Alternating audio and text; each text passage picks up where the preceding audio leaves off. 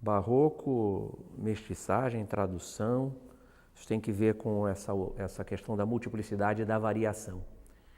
A tradução, ela obrigatoriamente se desenvolve muito num lugar que tem que se apoderar do outro. Então, existe uma antropofagia cultural de base. A antropofagia ritual era aquela que os índios faziam quando matavam o inimigo. Mas ela era cultural também, tanto que,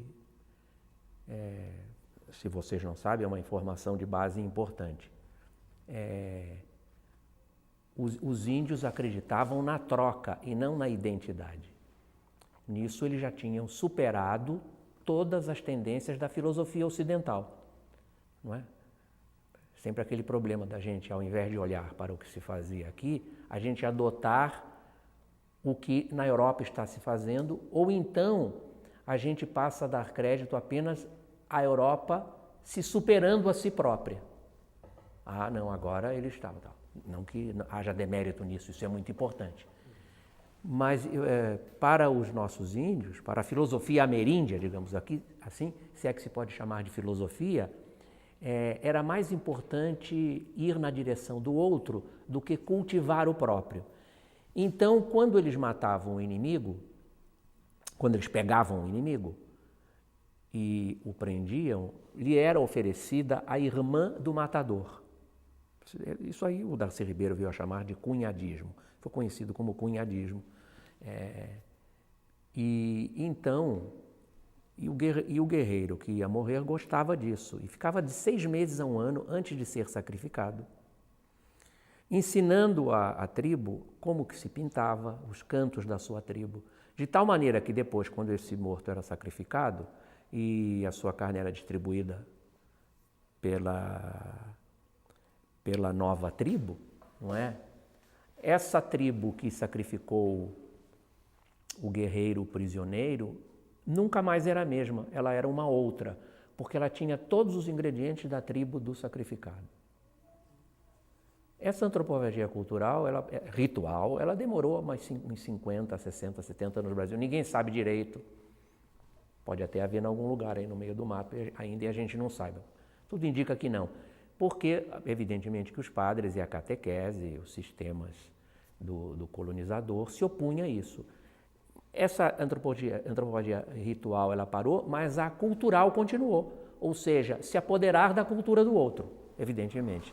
Isso se radicalizou com as contribuições vindas da escravidão africana, de todos os imigrantes, não é? E inclusive da cultura clássica, do colonizador, sem problema nenhum, não é?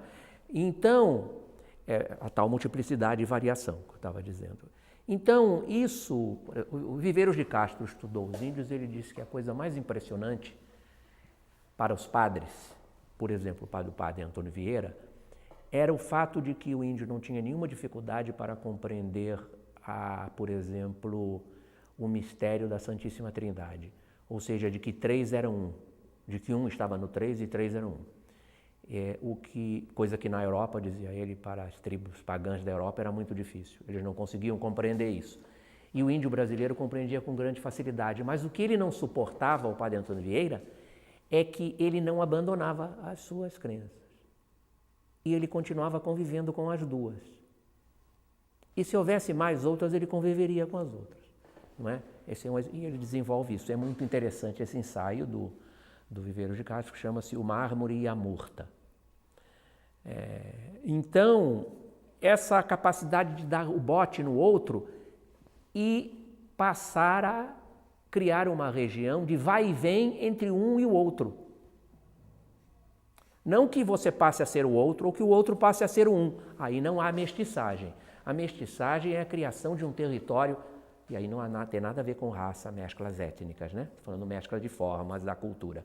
Então, o que interessa aí é este devir outro, devir tracinho outro, um devir outro, que nasce desta capacidade de se apoderar nesses vários outros que constituíram a nossa estamparia cultural. Nós somos uma estamparia cultural, por isso que nós somos muito difíceis, de se entender, de podermos ser entendidos.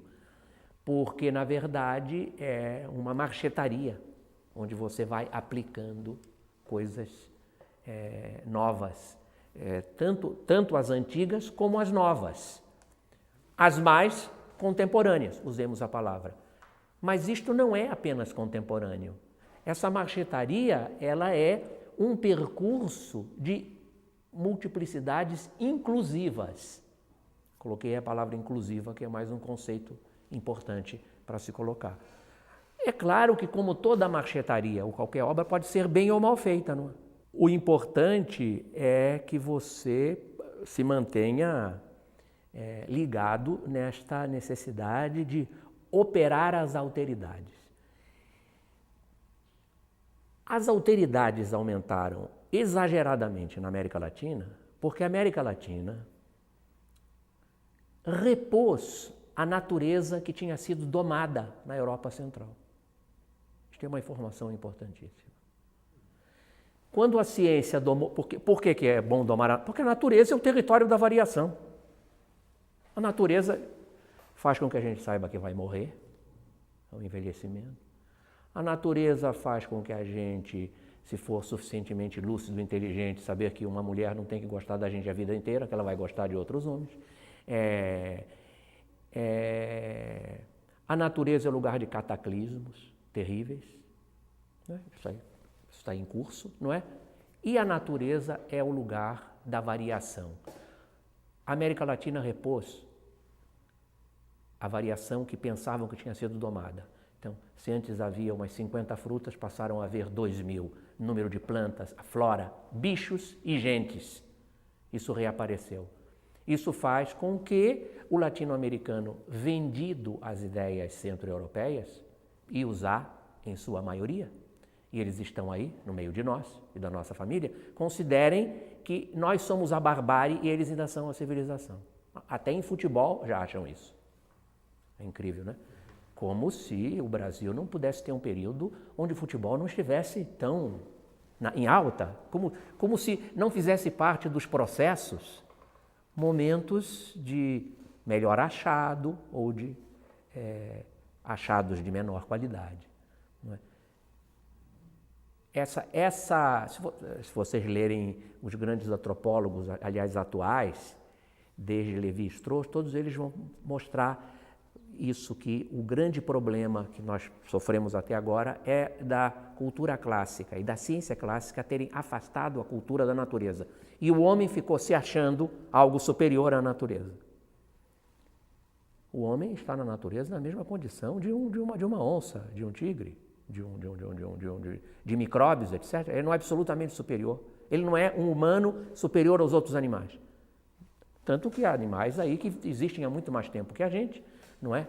E certamente, quando o mundo acabar, nós vamos ser um dos primeiros a acabar e muitos outros bichos vão continuar. Então,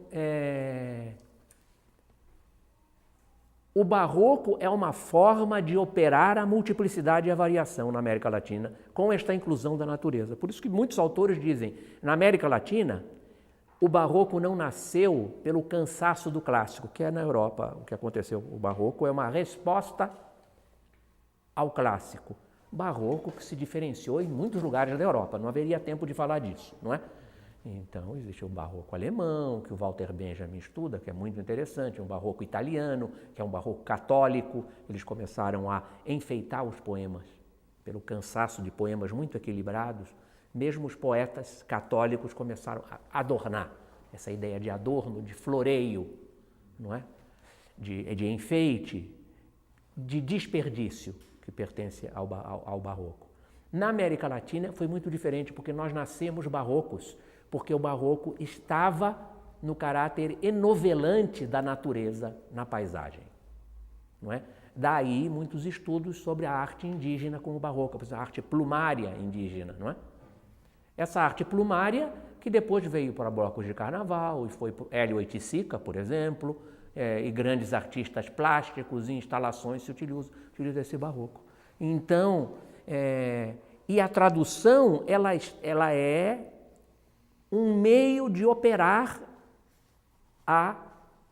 essa multiplicidade.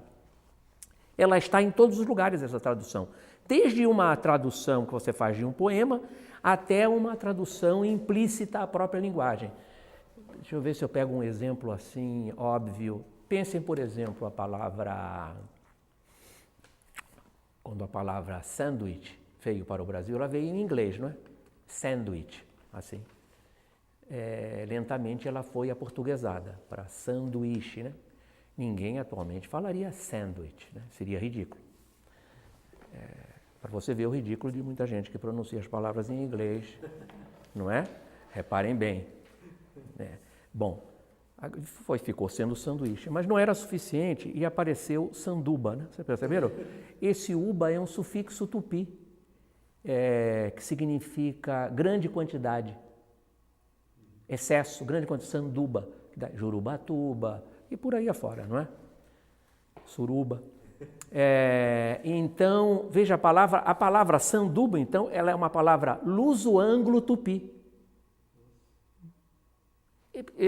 O próprio idioma, isso já foi estudado, né? O próprio idioma realiza essa marchetaria.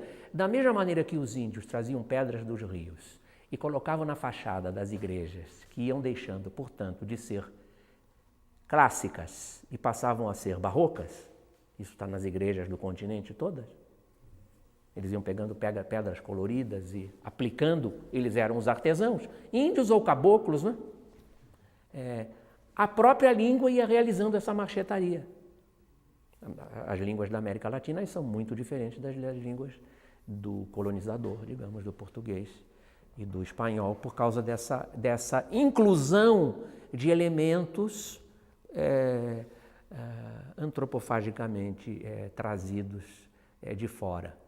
Então, por isso que se diz que o barroco ele é uma espécie de condição de existência da América Latina. Não há como não se ser barroco. O europeu ele pode ser barroco, vir a ser barroco. Veja, eu não estou falando que é melhor aqui do que lá, não, isso é uma condição. A América Latina ela tem essa condição barroca inevitável, que tem a ver com a única maneira de sobrevivermos diante do acúmulo e da multiplicidade de contribuições foi traduzindo tudo isso, não é? Que é aquela famosa frase atribuída aos índios, não é? Lá vem a nossa comida pulando quando eles viam os padres, não é? Então, que é daí essa ideia de deglutição do outro e digestão numa outra coisa, que inclui tanto o comedor como o comido.